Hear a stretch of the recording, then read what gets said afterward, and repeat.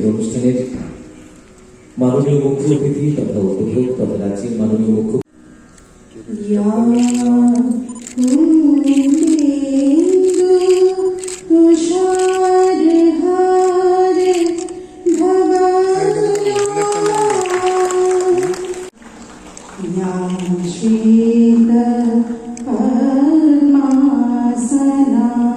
हमारे भारत देश का इतिहास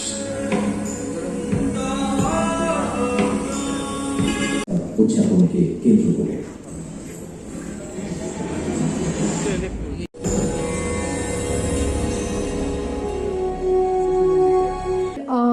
স্বাস্থ্য দপ্তরের প্রধান সচিব শ্রী জে.কে. সিনহা স্যার, মঞ্চে উপবিষ্ট हर खाते में डायरेक्ट बेनिफिट, हर रसोई में स्वच्छ भी जाते हैं। आइए बनाते हैं आत्मनिर्भर भारत।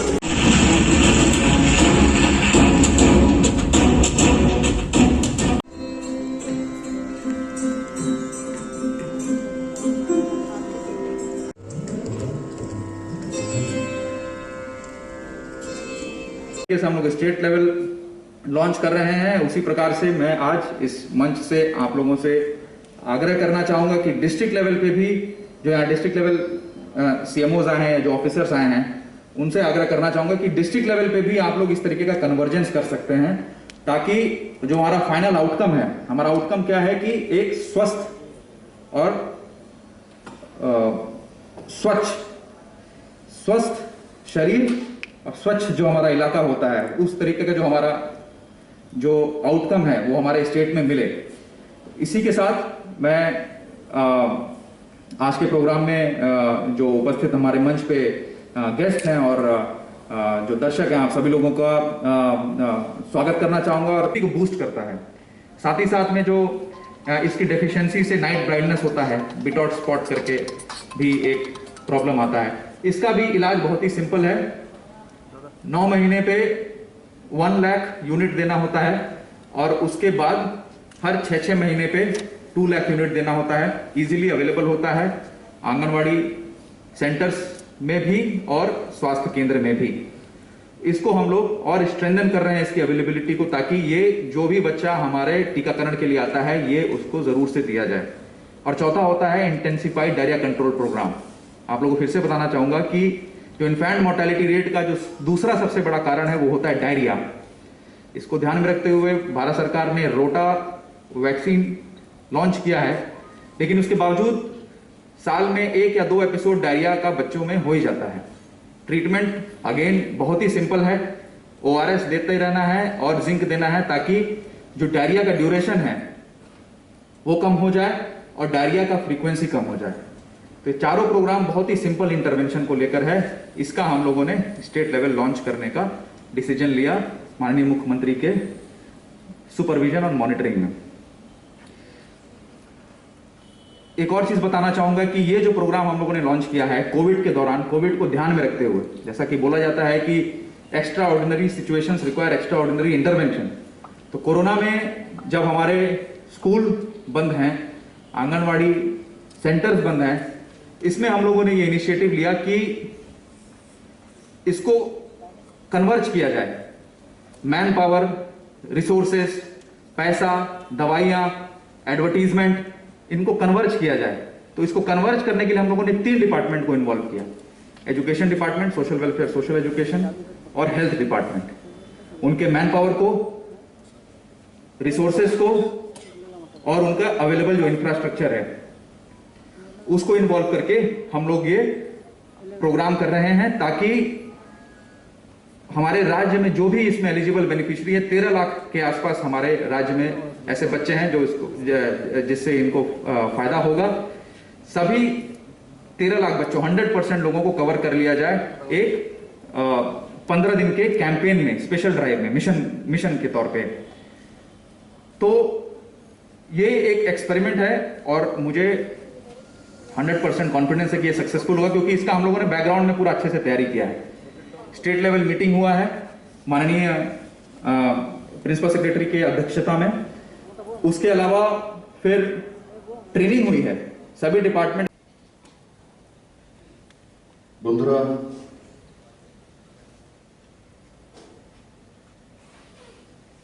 শিশুই হচ্ছে আমাদের ভবিষ্যৎ প্রজন্মের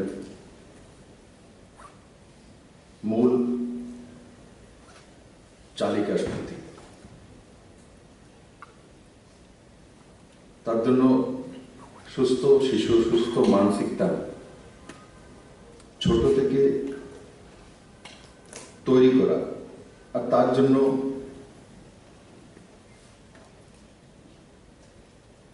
হেলথ বিভাগ হোক, সোশ্যাল ওয়েলফেয়ার হোক, ডিডব্লিউএস হোক, এই যে দপ্তরগুলো আছে মিলিতভাবে কাজ করার যে কার্যক্রম আজকে দিনে শুরু হয়েছে, যেমন ডিডব্লিউএস শুদ্ধ পানীয় জল, এখানে ডায়রিয়ার বিষয় আছে। শুদ্ধ পানীয় জল যদি দিতে পারি আমরা, তো অনেকাংশে ডায়রিয়া মুক্ত আমরা করতে পারবো আমাদের সমাজ ব্যবস্থাকে। তার জন্য মাননীয় প্রধানমন্ত্রীজির জল জীবন মিশন ও ত্রিপুরা সরকার অটল জলধারা মিশনের মাধ্যমে ডিসেম্বর 2018 থেকে কাজ শুরু করেছে।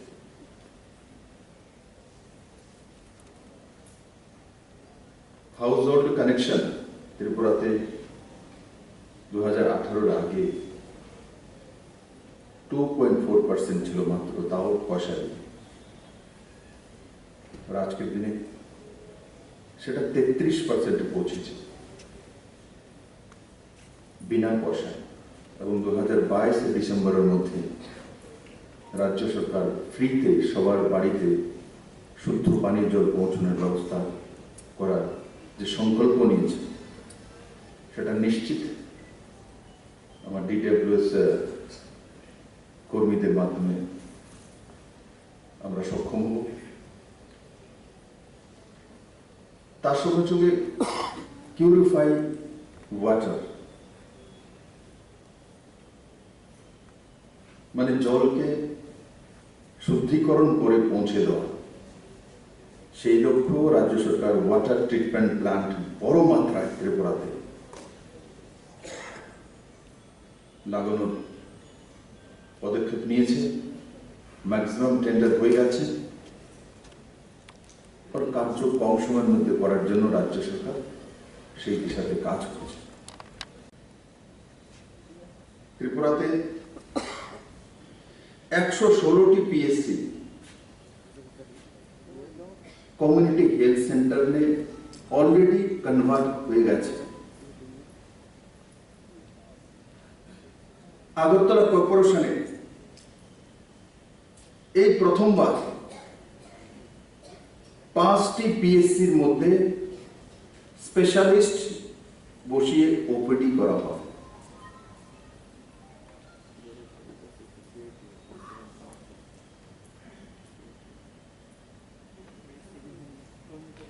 কম সময়ের মধ্যে সরকার আরো 7টি পিএসসি কে 24/7 করেছে। ওই দিন আমি হেজামানাতে করে এসেছি। একটা কম সময়, এত স্পিডে কখনো হয়নি।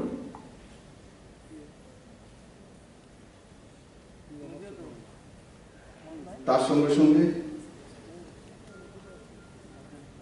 মোবাইলের মাধ্যমে রোগীদের রেজিস্ট্রেশন,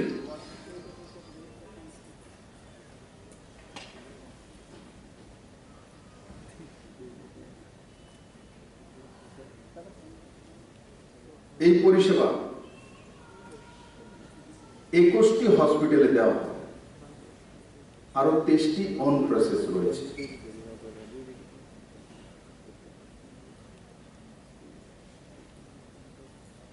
आयुष्मान भारत माननीय प्रधानमंत्री जी सबचेয়ে বড় स्वास्थ्य योजना পুরো দুনিয়ার মধ্যে। যোজনা লাগু করলেই হয় না, যোজনাকে ক্রিয়ান্বয়ন করা এবং তার রেজাল্ট চাই, প্রমাণিত হতে হবে। আজকে ত্রিপুরার মানুষ 5 লাখ টাকার আয়ুষ্মান কার্ড পকেটে নিয়ে হসপিটালে চলে যায় আর তার চিকিৎসা করে।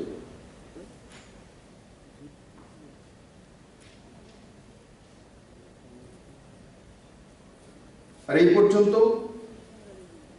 12,58,000 আয়ুষ্মান কার্ড আমরা দিতে সক্ষম হয়েছি। এর উপরে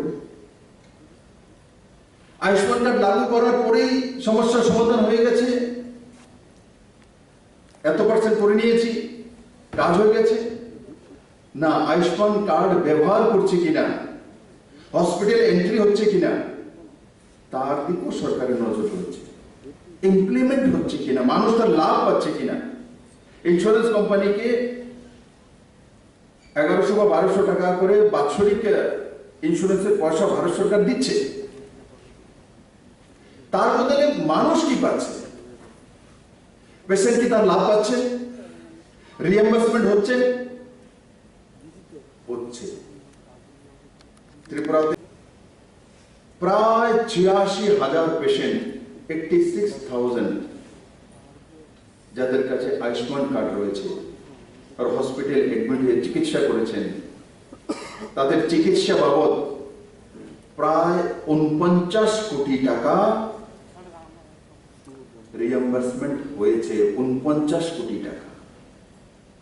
তার মানে এই যে 49 কোটি টাকা রিএম্বার্সমেন্ট হয়েছে, কেন্দ্র সরকার দিচ্ছে,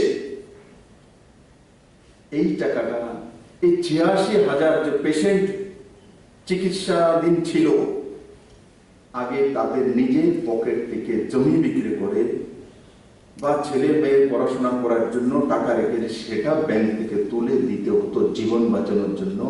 এই সরকার আজকে সেই টাকা থেকে সেই ছেলে মেয়ের পড়াশোনার বিষয় হোক, নিজের ভবিষ্যতের রোজগারের ব্যবস্থা হোক, তার জন্য তো সঞ্চয় করা ধন হোক, জমি হোক, আর তার অ্যাসেটস হোক, সেগুলোকে সুরক্ষা করে মুফত চিকিৎসার ব্যবস্থা। বন্ধু, ছোট বিষয় নয়। আজকাল নরেন্দ্র ভাই মোদী সরকার আসার পর সবকিছু নিজে নিজে হয়ে যায়। তো অনেকে ভাবে সূর্যোদয় যখন ডেলি হয়, এটাও বুঝি ডেলি হয়। বন্ধু, ऐसा नहीं है। মোদী আছে বলে এগুলো হচ্ছে। যেটা কোমর আলো বলছিল যে স্যানিটেশন,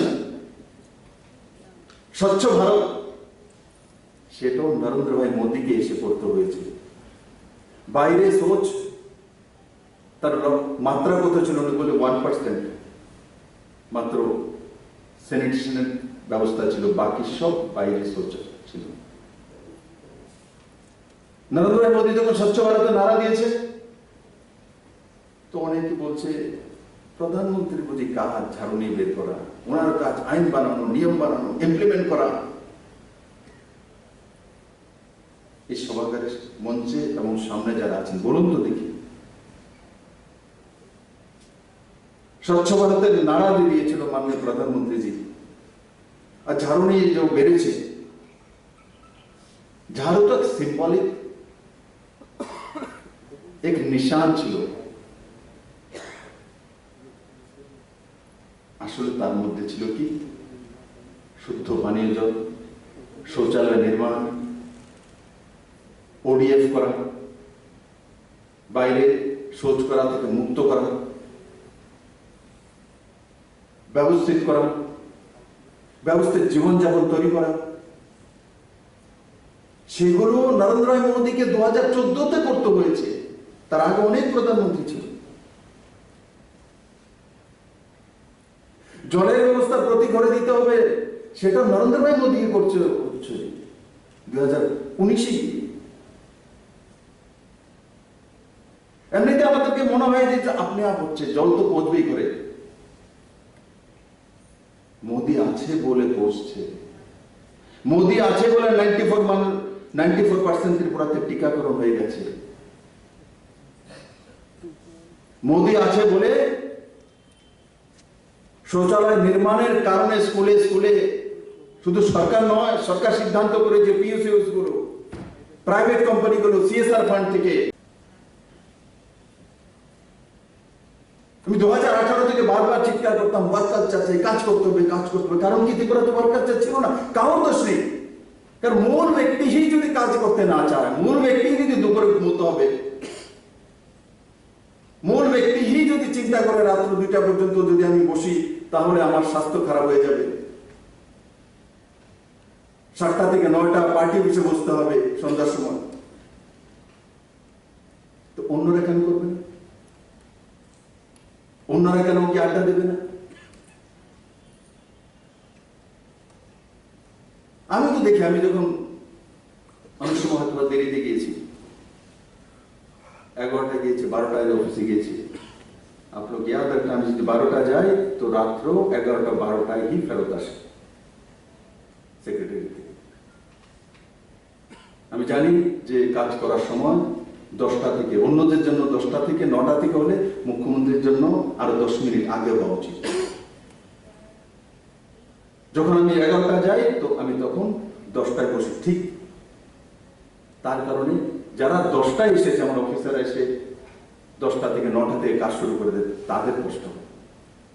9টা থেকে এসে স্যার যতক্ষণ পর্যন্ত না যাবে এই 12টা পর্যন্ত 1টা পর্যন্ত বসে থাকে, চিফ সেক্রেটারি বসে থাকে, জেকে সিনহা বসে থাকে, আমার সঙ্গে প্রশান্ত বসে থাকে, যারাই কাজ করে সেক্রেটারি লেভেলের অনেক অফিসার বলে, মানে মুখ্যমন্ত্রী বসে কোন সময় ডাকবে। আমি জানি তাদের পরিবার আছে, এমনও হয়েছে, এমন অফিসার আমার কাছে ছিল, আজকে নেই,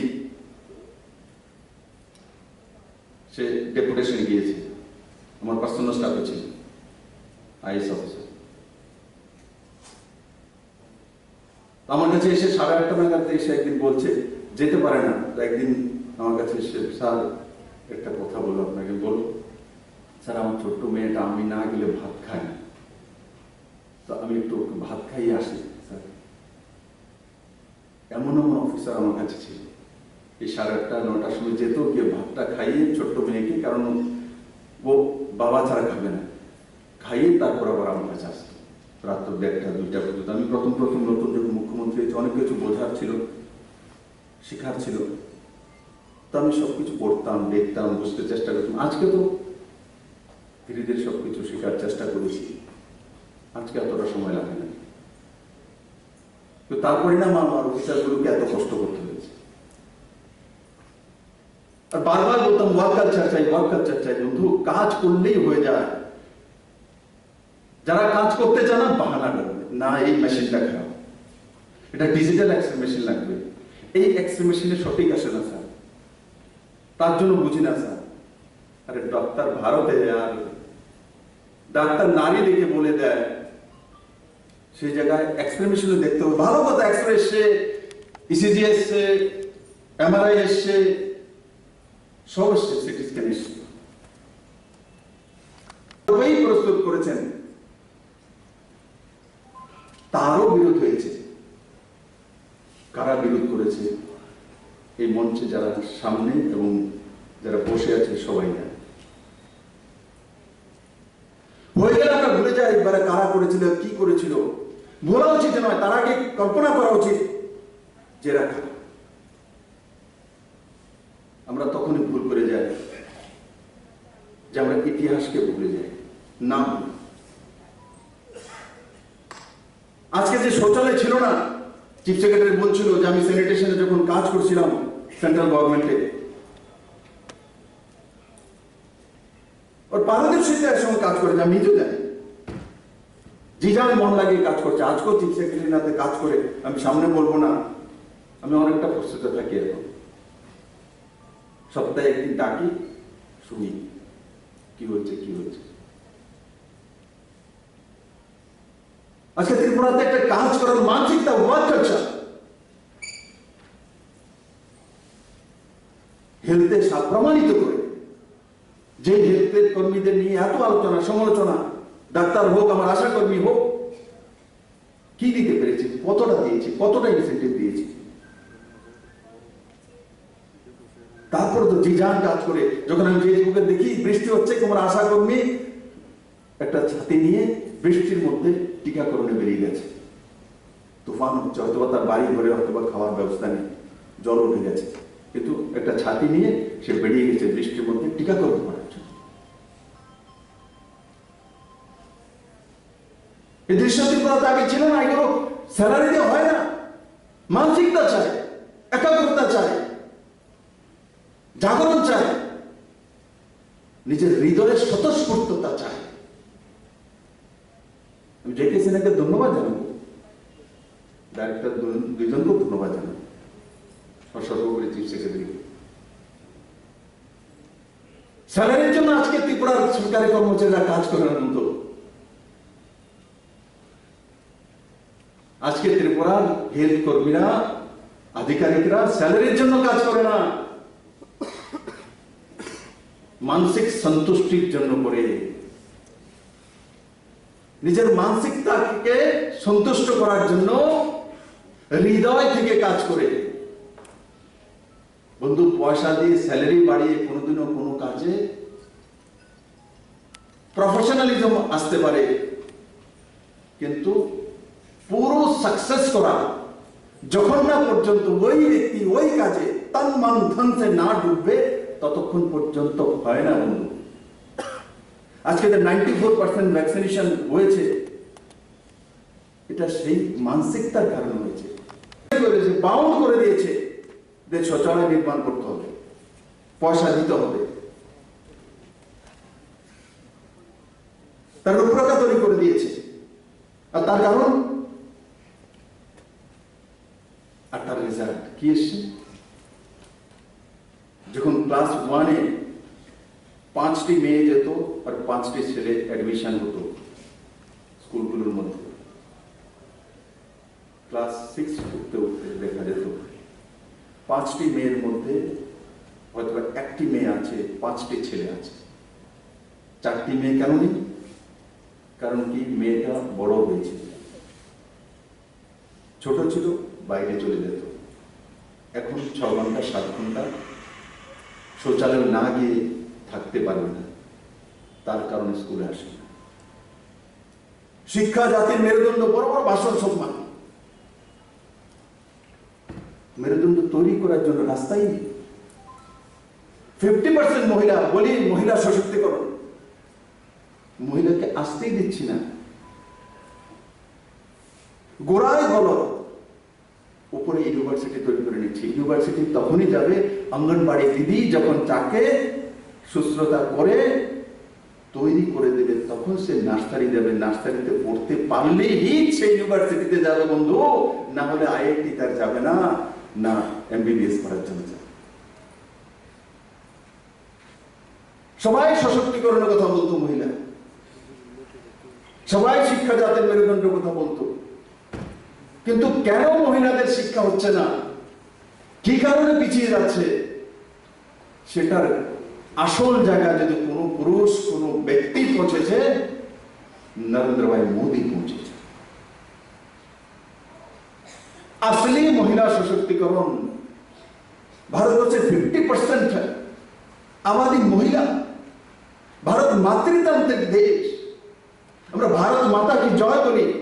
আজকে তো আমি এটাও বলবো, এই দেশের মধ্যে এক সময় আছে মোদী আসার পর ভারত মাতা কি জয় বললে বলতো সাম্প্রদায়িক। কোথায় নিয়ে গেছিল দেশকে? ভারত মাতা কি জয় বলা যাবে না সরকারি প্রোগ্রামে? আমি তো 10 বার বলি, নরেন্দ্র মোদী তো 100 বার বলি। কই, আমি মুখ্যমন্ত্রী না? আমার কাছে সাংবাদিক দায়িত্ব নেই? ভারত মাতা জয় বলে আমি সাম্প্রদায়িক হই? কোন সংবিধানে লেখা আছে নিজের দেশমাতৃকার বন্দনা করলে সে সাম্প্রদায়িক হয়ে যাবে? তা বলে যাবে না, তাহলে অন্যরা অখুশি হয়ে যাবে। অখুশি হয়ে যায় যদি আমি ভারত মাতা কি জয় বলি, তাতে যদি ত্রিপুরার কোন অংশের মানুষ যদি অখুশি হয়ে যায়, তাতে আমার কোনো আপত্তি নেই, আমি 1000 বার বলবো। কারণ ভারত মাতৃতান্ত্রিক দেশ। বঙ্কিমচন্দ্র বন্দে মাতরম যা আমাদের সঙ্গীত রচনা করেছে, তার মধ্যে ভারত মাতারই বন্দনা আছে। আমি যাকেই দেব সে সমস্যা নিয়ে তাকে দেব, আলটিমেটলি মুখ্যমন্ত্রীর কাছে আসবে সব দায়িত্ব। তার জন্য ভয় না পাওয়া জীবনে। চ্যালেঞ্জ এসেছে, জিত নিশ্চিত, যেটা চিফ সেক্রেটারি বলছিলেন যে আজকে স্বাস্থ্য সংবাদ, এত সুন্দর কাজ, এত সুন্দর নিষ্ঠার সঙ্গে আশাকর্মী থেকে হেলথের সেক্রেটারি পর্যন্ত সাময়িক নেতৃত্বের ডিপার্টমেন্ট আজকে জিবি হসপিটালের বিষয়ে কেউ লিখতে পারে না। লিখবে তো লিখতে হবে যে জিবিতে যে নিউরো সার্জারি হয় সেখানে 1500 পেশেন্ট, যেখানে বাইরে গিয়ে চিকিৎসা করতে হতো, কোটি কোটি টাকা খরচা করতে হতো, কমিউনিকেশনের অসুবিধা হতো, সেই জায়গাতে কম পয়সা 20 থেকে 40 হাজার টাকা খরচা করে যেই অপারেশন এখন জীবিত হচ্ছে সেটা 12 থেকে 15 লাখ টাকা খরচা করে বাইরে হতো। অটল বিহারী বাজপেয়ী ক্যান্সার ইনস্টিটিউশন, তার মধ্যে প্রায় 100 চাইতে বেশি কঠিন অপারেশন করেছে, যেটা ত্রিপুরাতে আগে হতো না, রেফার করতে হতো, বাইরে যেতে হতো। কেন হতে পেরেছে? নতুন নতুন ইকুইপমেন্ট সেখানে পৌঁছে দেওয়া হয়েছে। আজকে রেফারেল যে পেশেন্ট, যেটা 2018-19-এ 2438 জন পেশেন্ট সরকারি হিসাব যেটা রয়েছে রেফার হয়ে বাইরে চিকিৎসার জন্য যেত। 2020-তে সেটা 1593 কমেছে, আর 2021-এর জুলাই পর্যন্ত 671। তার মানে ত্রিপুরার স্বাস্থ্যের মাপকাঠি, যেটা আমাদের স্বাস্থ্য সংবাদে আসছে, তার পরিণাম এই সংখ্যা প্রমাণ করে। বাকি ফলিক অ্যাসিড, আয়রন ও কৃমিনাশক ঔষধ, আমাদের চিফ সেক্রেটারি কুমার আলোক স্বাস্থ্য দপ্তরের বিষয়ে আলোচনা করছিল, আর আলোচনার সময় সেটা তুলে ধরেছে। কি তুলে ধরেছে? যে স্বাস্থ্যকর্মীরা আজকাল দেখা যায় যে নদী পার হয়ে যাচ্ছে, और স্রোতের মধ্যে দিয়ে বাঁশ হাতে নিয়ে সেই ভ্যাকসিনেশনের কিটটা মাথার উপর নিয়ে বা কাঁধে নিয়ে কোমর বা চেস্ট পর্যন্ত জ্বর, সেটা পার হয়ে কোনো এক পরিবারকে বা দুইটি পরিবারকে টিকাকরণের জন্য যাচ্ছে। কিসের কি টিকাকরণ? কোভিড-19 টিকাকরণ। এই দৃশ্য ত্রিপুরার মানুষ আগে দেখেনি। এই টিকাকরণ কোভিড-19 প্রথমবার শুরু হয়েছে, কিন্তু অন্যান্য টিকাকরণ ত্রিপুরাতে হয়। এই দৃশ্য প্রথমবার দেখেছে। যেখানে রাস্তা নেই সেখানে পৌঁছে যাওয়া, জুম চাষীদের কাছে পৌঁছে যাওয়া। 94% টিকাকরণ, দেশের মধ্যে সর্বাধিক টিকাকরণ কোভিডের ত্রিপুরা রাজ্য। হেলথ ডাইরেক্ট আমি দেখি, আমাকে কিছু কিছু আমার শুভচিন্তক আমাকে বলতেন যে আপনার হেলথ ডিপার্টমেন্টটা ছেড়ে দেওয়া উচিত। বলতাম কেন? এটার মধ্যে কোনো না কোনো ঝামেলা হচ্ছেই, আপনি তার মধ্যে বদনাম হয়ে যাবেন। আমি হেলথ থ্রেড ছেড়েছি, ছাড়িনি। কারণ সমস্যা সামনে আসলে তার মোকাবেলা করো, ভাবনা নেই। নিশ্চিত সমস্যা আপনার সামনে আসবে। আরেকজনকে স্থানান্তরিত করা তো সমস্যার সমাধান হলো না। আপনি সমস্যাকে স্থানান্তরিত করে অন্য ব্যক্তিকে দিয়ে দিলেন। এই কার্যক্রমে নিশ্চিত ত্রিপুরা সমাজ ব্যবস্থা লাভ হবে, বিশেষ করে মায়েদের, শিশুদের। মা এবং শিশুই হচ্ছে একটা রাজ্যের মূল ভবিষ্যৎ বা চালিকা শক্তি, মাপকাঠি। সেই দিশাতে ত্রিপুরা যাবে এবং নিশ্চিত নরেন্দ্র ভাই মোদী যে স্বপ্ন ত্রিপুরাকে মডেল ত্রিপুরা করা, শ্রেষ্ঠ ত্রিপুরা করা, ওই দিনও গিরিরাজ যে এসেছিলেন, ফাইন্যান্স মিনিস্টার নির্মলা সীতারামন যে এসেছেন, ডেটা নয় সামনে প্রমাণ দিকে গেছেন যে ত্রিপুরায় সেলফ হেল্প গ্রুপ, যেখানে 4000 ছিল মহিলাদের গ্রুপ, 4000 ছিল, সেখানে 23,700 উপরে সেলফ হেল্প গ্রুপ তৈরি হয়েছে। যেখানে সেলফ হেল্প গ্রুপে 100 কোটি টাকার কাছাকাছি এক সময় ইনভেস্টমেন্ট হতো, আজকে সেখানে প্রায় 700 কোটি টাকা ইনভেস্টমেন্ট হয়। তার মানে ত্রিপুরার মহিলারা সশক্তিকরণের দিকে যাচ্ছে। এবং 2025-এর মধ্যে ত্রিপুরার যে বাজেট রয়েছে আজকের দিনে 20,000 কোটি টাকা, আমার ইচ্ছা, নরেন্দ্র মোদীর ইচ্ছা যে সেটা কমসে কম 10,000 কোটি টাকা ইকোনমির দিকে যাতে সেলফ হেল্প গ্রুপরা যেতে পারে, মহিলারা যেতে পারে, স্বনির্ভর মানসিকতা নিয়ে স্বনির্ভর ত্রিপুরা করা করতে পারে, সেই দিশাতে ত্রিপুরা চলছে। আমি আশা করি এই বিষয়গুলো নিশ্চিত সাকার হবে। আমাকে আমন্ত্রণ করার জন্য হেলথ ডিপার্টমেন্ট এবং সোশ্যাল ওয়েলফেয়ার ডিপার্টমেন্টকে এবং সমস্ত আধিকারিকদেরকে আমি ধন্যবাদ জানাই। আর সঙ্গে সঙ্গে এই যে কর্মসূচি নিয়েছি আমরা, সেটা নিশ্চিত সাকসেস হবে। যেভাবে আমরা কোভিডের মোকাবেলা করেছি, 94% ভ্যাকসিনেটেড করতে পেরেছি, ঠিক ওইভাবেই এটা আমরা করতে পারবো, এটাই আমার আশা। সবাইকে অনেক অনেক ধন্যবাদ। জয় হিন্দ। বিপ্লবদের 49+, 50-এ যাচ্ছি। 3.5 বছর আমার বয়স না, আমার বয়স 49+, 50 বছর।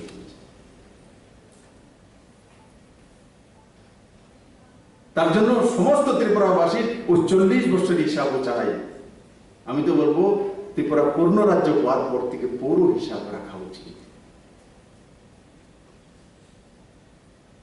তার সঙ্গে তখন তুলনা করা, আগে হেলথের প্যারামিটার কি ছিল, আগে শিক্ষার প্যারামিটার কি ছিল, আগে পানীয় জলের প্যারামিটার কি ছিল, আগে রোডের প্যারামিটার কি ছিল, আগে সাস্টেনেবল ডেভেলপমেন্টের প্যারামিটার কি ছিল, আগে এডিসি উন্নয়নের প্যারামিটার কি ছিল, আগে ইনফ্রাস্ট্রাকচারের প্যারামিটার কি ছিল, সেগুলো তুলনা করা।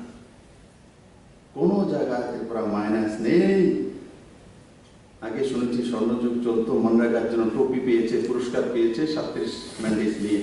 আজকে 76 ম্যান্ডেটস হয়ে যায়। টপি নেওয়ার দরকার নেই, আর পুরস্কার নেওয়ার দরকার নেই। কত পুরস্কার হয়েছে সেটা চিফ সেক্রেটারিও হিসাব করে বলতে পারবে না। গ্রামে গ্রামে প্রধানে প্রধানে পুরস্কার পায় ত্রিপুরাতে মনরেগা।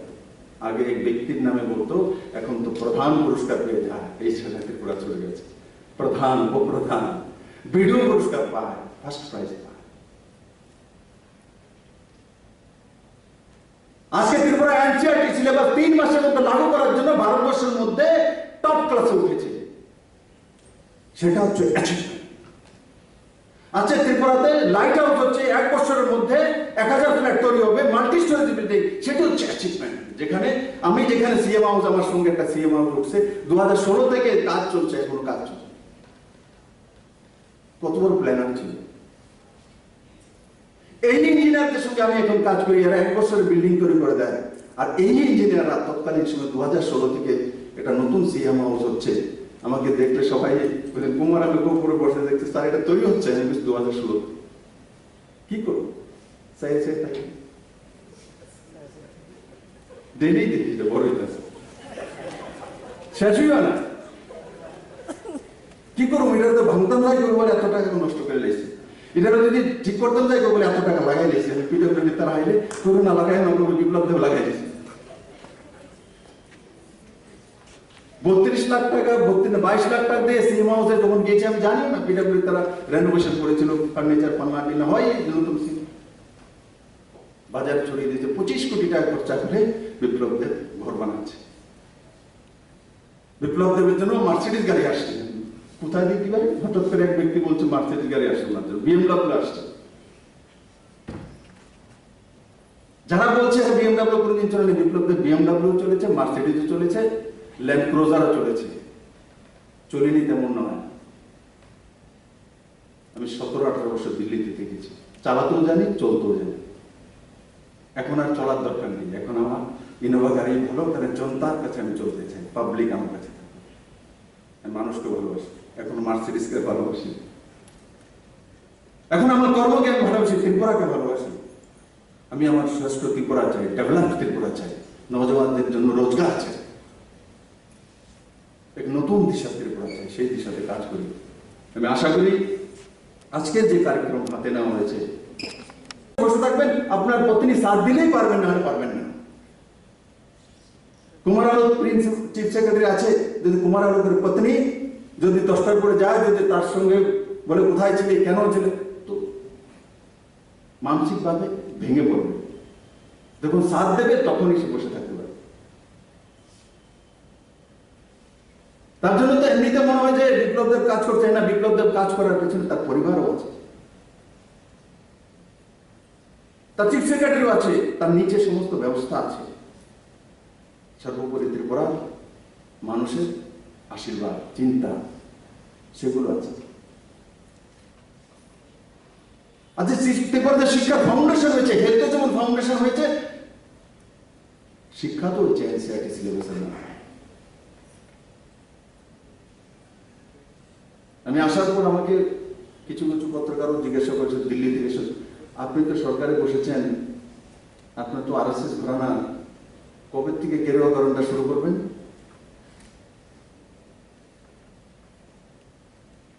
বিপ্লব দেব সবকা সাথ সবকা বিকাশের মন্ত্রে কাজ করেন, নরেন্দ্র মোদীর মন্ত্রী, তার জন্য এনসিইআরটি সিলেবাস লাগু করেছে, যাতে সেই দিশা শিক্ষা দিতে পারে। সিবিএসই সিলেবাস গভর্নমেন্ট স্কুলে, এখানে কোন কল্পনা ছিল? কোন আশা কর্মী বলতে পারবে, কোন ডাক্তার বলতে পারবে যে গভর্নমেন্ট স্কুলে সিবিএসই সিলেবাসের কেউ কল্পনা করেছিল ত্রিপুরার কোন শিক্ষামন্ত্রী? প্রাইভেট কলেজ স্কুল হতে পারে,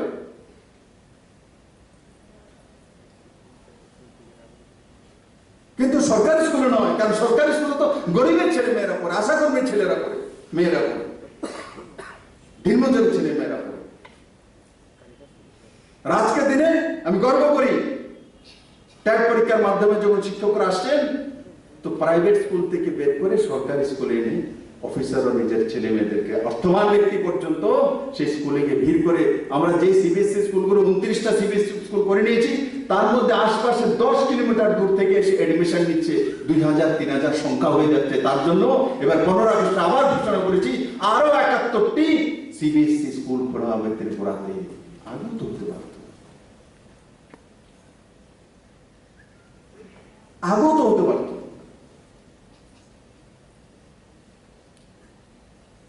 তার জন্য আমি আপনাদের মধ্যে পুরো ত্রিপুরাবাসীকে আপিল করব, বন্ধু 3.5 বছর হিসাব নিশ্চিত বিপ্লব দেবের কাছ থেকে এবং তার সরকারের কাছ থেকে নেবেন, জবাব দেওয়া সরকারের, বাংলা পিপল সরকার, কিন্তু তার সঙ্গে 40 বছর হিসাবও নেই। 40 বছর হিসাব কেউ চাইছেন আমার কাছে, 3.5 বছর হিসাব চাইছে। চান তো সবার কাছ থেকে হিসাব চান।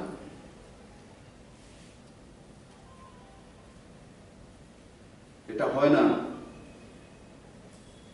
আমার মা বাবা লালন পালন করেছে, তার জন্য বিপ্লব দেব 6 ফুট 3 ইঞ্চি হয়েছে, পড়াশোনা করেছে, আর তারপর কোন একটা সংগঠনে কাজ করেছি, তখন এসেছি। যদি ওই 30-35 বছর আমার মা বাবা, আত্মীয় স্বজন, পরিজন, আমার সংগঠনের লোক আমাকে তৈরি না করতো, তাহলে এই 3.5 বছরের বিপ্লব আপনারা পেতেন না।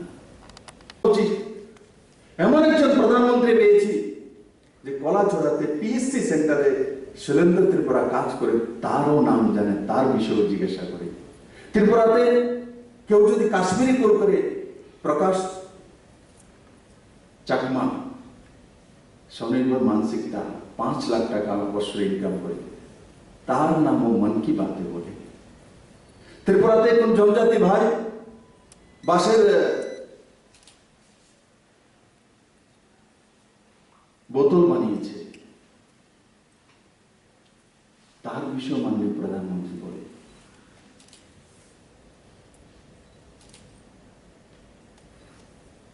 ত্রিপুরা নতুন দিশায় কাজ করছে। আগে সরকার সরকারের মতো কাজ করত, সেই এক দলীয় ব্যবস্থা আছে।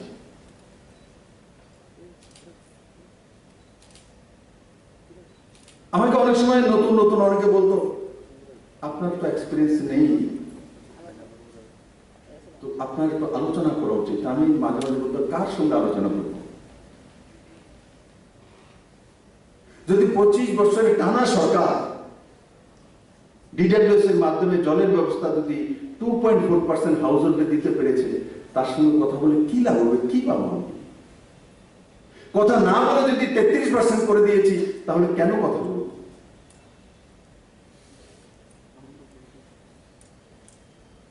আজকে যেখানে 2018-19-এ 2435 জন রেফারেল হয়ে বাইরে চিকিৎসা করতো, সেটা যদি কমে এখন জুলাই পর্যন্ত 671 হয়ে যায়, তা আমি কোন হেলথ মিনিস্টারের সঙ্গে কথা বলবো? পুরো আমি তার সঙ্গে কথা বলবো যে কিছু করে গিয়েছে, তার সাকসেস রেট আছে। কাউকে সন্তুষ্ট করার জন্য কথা বলে সময় নষ্ট করে কি লাভ? এই সময় মুখ্যমন্ত্রীর সময় মুখ্যমন্ত্রীর না, ত্রিপুরাবাসী, শ্বাসটা পর্যন্ত ত্রিপুরাবাসী। আমি যেটা অনুভব করি, আমার শ্বাসগুলো পর্যন্ত সবদেষ্ট ত্রিপুরাবাসী হিসাব নেওয়া উচিত। মুখ্যমন্ত্রী ব্যক্তিগত হয় না, আমাকে পরিবারের মানুষ বলে টাইমই দেন না, টাইমই দাও না, ছেলে মেয়ে। বলতো তো তুমি রাজনীতি में क्यों भेजा?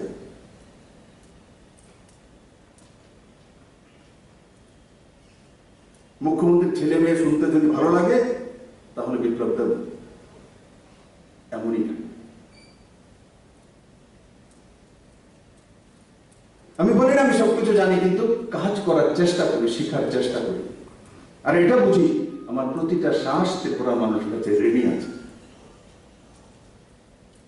এত কম সময় আমার মতো একজন সামান্য ব্যক্তিকে মুখ্যমন্ত্রী বানিয়েছে। মানুষের আশা আকাঙ্ক্ষা আমাকে দেখলেই ভাবে যে কবে 10তলা বিল্ডিংটা হবে। আমি তো দেখি, চাहे গ্রামে হোক শহর হোক, তাকিয়ে থাকবে কবে আমার ছেলে চাকরিটা হবে, কবে লোনটা পাবো, কবে আমার ছেলেটার চিকিৎসায় ভালো হয়ে যাবে, কবে ক্যান্সার থেকে মুক্তি পাবো, কবে ম্যালেরিয়া থেকে মুক্তি পাবো, কবে 100% অ্যানিমিয়া ফ্রি হয়ে যাবে, কবে 100% কৃমিনাশক ওষুধ খাইয়ে ত্রিপুরার শিশুদেরকে ভবিষ্যৎ সুস্থ করে দেবে, কবে সবার বাড়ির মধ্যে জল পৌঁছে দেবে। আমি বলছি 2022, কিন্তু ত্রিপুরার মানুষ আমাকে দেখলেই ভাবে 2022 না, কাকে কেন দিচ্ছে না? কারণ কি, তার মধ্যে আশা দেখেছে। আগে আশাই ছিল না, তার কারণে আকাঙ্ক্ষাও জন্মাতো না। আজকে আশা হচ্ছে, তার জন্য আকাঙ্ক্ষা জন্মেছে। এটা হয় না কেন, ওটা হয় না কেন। আমি এদের একটা কার্যক্রমে সবাই আমার কাছ থেকে 3.5 বছর হিসাব চায়, আমার সাংবাদিক বন্ধুরাও। একবারও 40 বছর হিসাবের কথা লিখে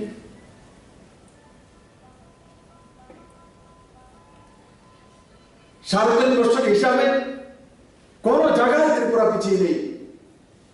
নীতি আয়োগের সেদিন ইন্ডেক্স এসছে, নর্থ ইস্টের মধ্যে 10টি যে প্রথম সারির জেলা, সেই প্যারামিটারে ত্রিপুরা 7টি জেলা চলে এসছে। 8টির মধ্যে 7টি জেলা এসডিজি ইন্ডেক্স, 7টি জেলা চলে এসছে।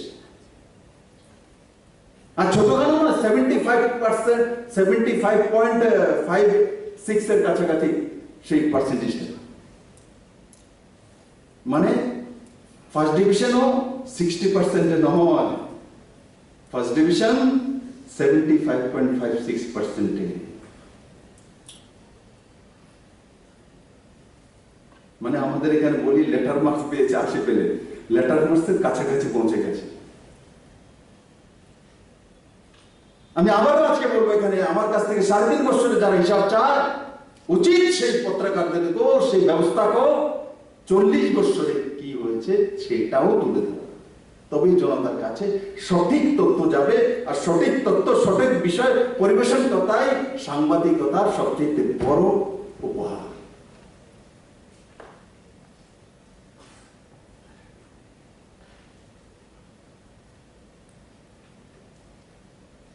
কেউ যদি আমার বাবাকে খুন করেছে, আমরা কি সাধ্যের পরে ভুলে যাই? জীবন ভরে ইয়াদ রাখে যে আমার বাবাকে ওই ব্যক্তি খুন করেছে, জীবন ভরে।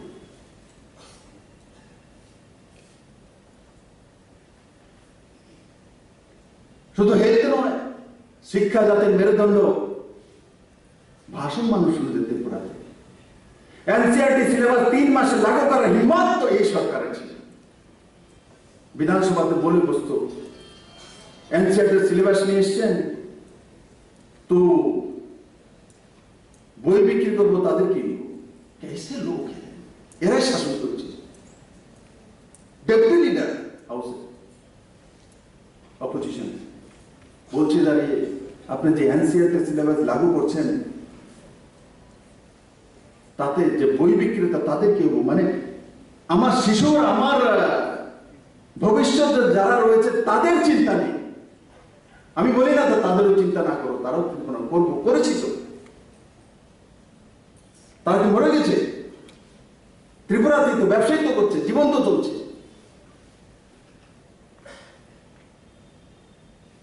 আমি 1000 লোকের জন্য এনসিআরটি সিলেবাস লাগু করবো না ত্রিপুরার ভবিষ্যতের জন্য।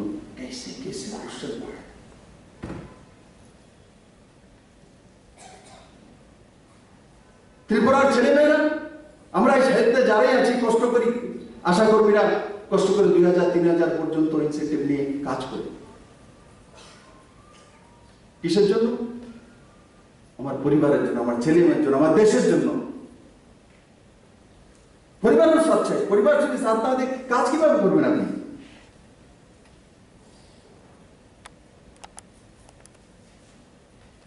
আপনি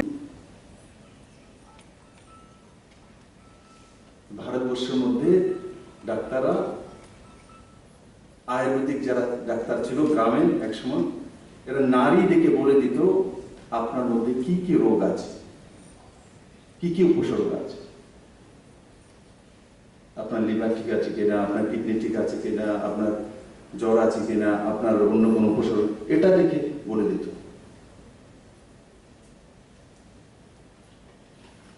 তার জন্য বাহানা না করা।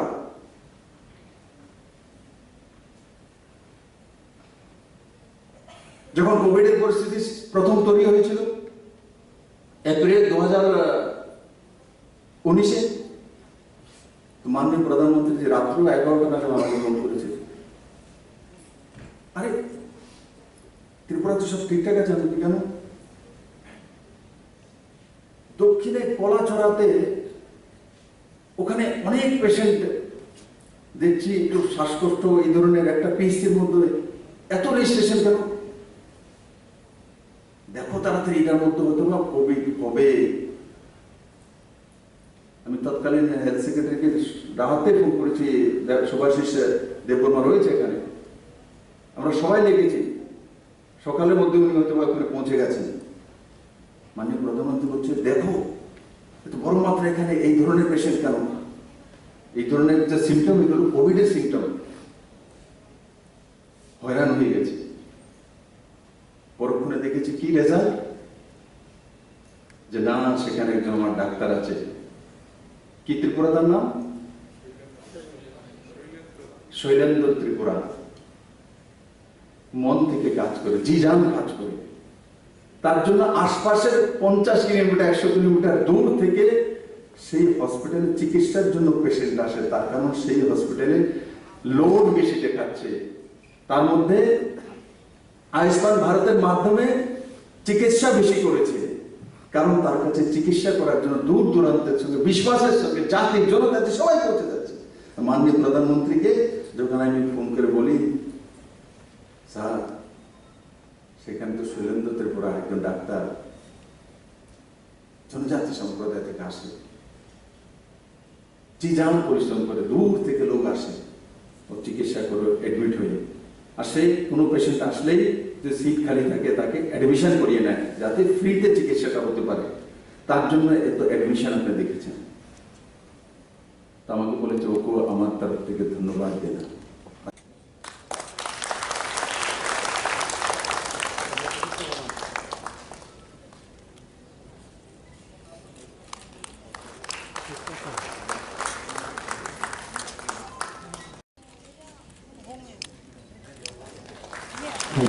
বক্সে দিয়ে দেওয়া হচ্ছে পৃথ্বী দাস, তারপর এগিয়ে আসবে মেহের দাস। বর্ষাকাল,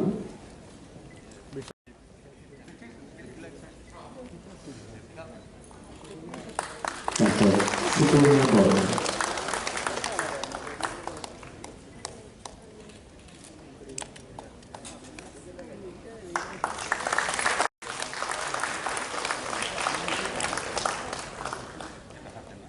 বর্ষাপাতের পরে এগিয়ে আসবে সুপর্ণা বর্মন। সবাইকে অনুরোধ করছি আবারও করতালি দিয়ে Subscribe to Tripura Info and press the bell icon so that you never miss any latest updates and news on Tripura.